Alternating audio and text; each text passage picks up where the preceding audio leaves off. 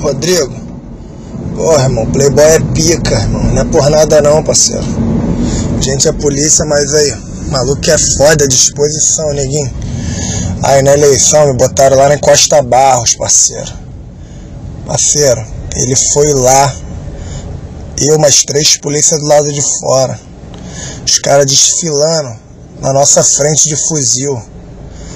Ele veio, chamou o mais antigo aí, quem é o mais antigo aí? Sargento foi lá, desenrolou com ele, irmão, tranquilidade. Nossa guerra não é com vocês não, certo?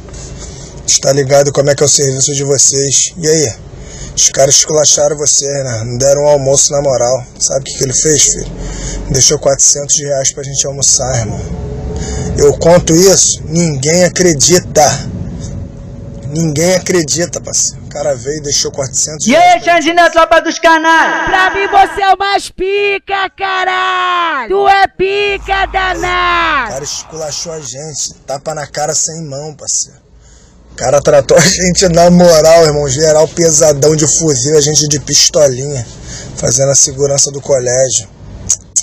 O maluco mandou o papo reto, tinha que ver, mano. Aí, eu conto isso.